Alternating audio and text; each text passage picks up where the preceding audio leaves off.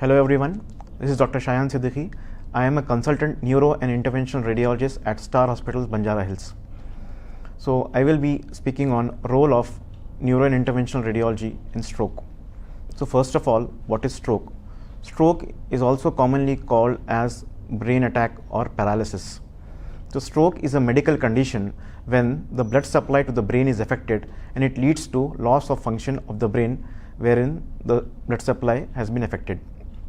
So it's basically of two kinds. One is an ischemic stroke and another one is hemorrhagic stroke. So what is an ischemic stroke? Ischemic stroke happens when the artery supplying the brain gets blocked or cut off by a blood clot.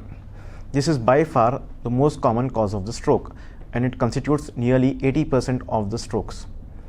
And hemorrhagic stroke happens when the artery supplying the brain has a problem within its walls or in the lumen, and it ruptures and the blood leaks into the surrounding brain parenchyma, and this causes effects in form of raised pressure within the brain and paralysis and other things.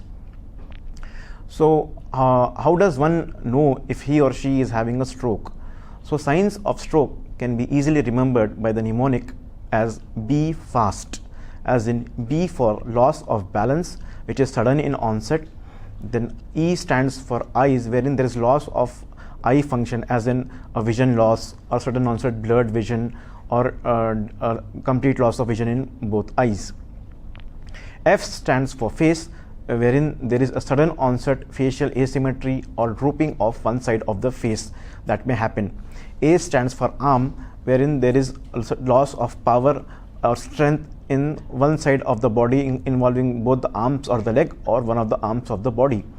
S stands for speech, as in there is difficulty in speaking or sudden loss of speech, or the person is not able to speak while speaking. Suddenly he develops a speech abnormality or difficulty in speaking of the words. And T, by far the most important, stands for time. That is, if any person has the prior symptoms of B fast, he or she has to be rushed to the hospital because he or she is likely having a stroke. Now, how is stroke treated? So traditionally what happens is, as the blood supply to the brain gets compromised, the function of the brain starts getting deteriorated.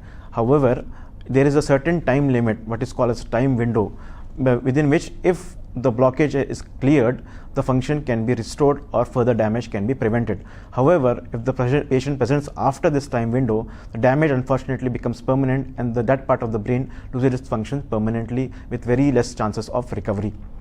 So traditional treatment of stroke was through IV thrombolytic agents. Thrombolytic as in thrombus as in clot, lytic as in breakdown. So basically it is called as a clot busting or clot dissolving drug. So when patient presents to the hospital within 4.5 hours from the onset of the B fast symptoms, he or she undergoes a scan to see at the level at which the artery of the brain is blocked, and he or she is given an IV thrombolytic drug or clot busting agent. The scan is done to rule out any bleeding in the brain, because if there is a bleeding in the brain, these drugs cannot be given, and there has other treatment pathway has to be followed, which I will cover later. Now, what happens if the patient presents after 4.5 hours? Unfortunately, 85% of the patients present beyond the 4.5 hour window for IV thrombolysis, and previously these patients unfortunately had no other treatment option, and they ended up being permanently disabled. Now, with development of interventional radiology, a revolutionary treatment called as mechanical thrombectomy can be offered in these patients. So what is mechanical thrombectomy? Mechanical as in you take a device through the thrombus. Thrombectomy as in you break off the thrombus. So in IV thrombolysis, you inject a drug to the blood vessel, and that sort of goes and acts on the thrombus, whereas in mechanical thrombectomy, you go into the thrombus and you break it. So how does one go to the thrombus? Intervention radiologist makes a tiny pinhole in the groin region or in the arm region, and they navigate tiny devices called as catheters and microwires all the way through the blood vessels into the blood vessel of the brain to the site of blockage. And there, using special devices called as aspiration catheters or stents, they try to remove out the thrombus. Once the thrombus is removed, the blood flow gets established and that part of brain recovers majority of the time. This is a revolutionary treatment and it can be offered right from the time of onset of the stroke up to 24 hours, even beyond the 4.5 hour window what was there for IV thrombolysis. So how good and how beneficial is mechanical thrombectomy?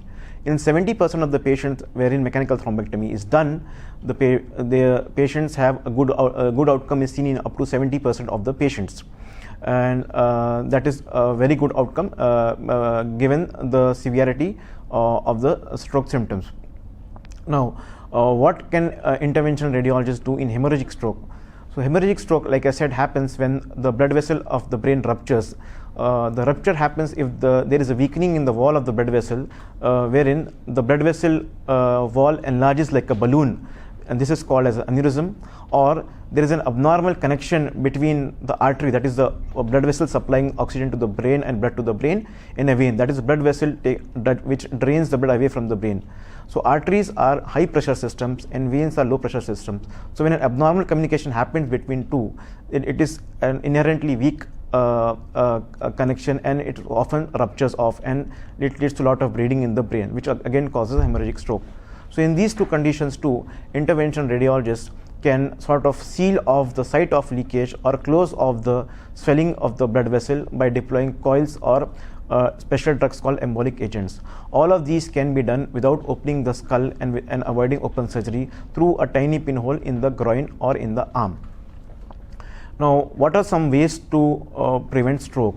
So 90% of the strokes can be preventable. This can be done by maintaining a physically active lifestyle, maintaining the blood pressure within normal limits, maintaining diabetes within its prescribed limits by adhering to the anti-diabetics what your physicians have prescribed, then avoiding alcohol and smoking.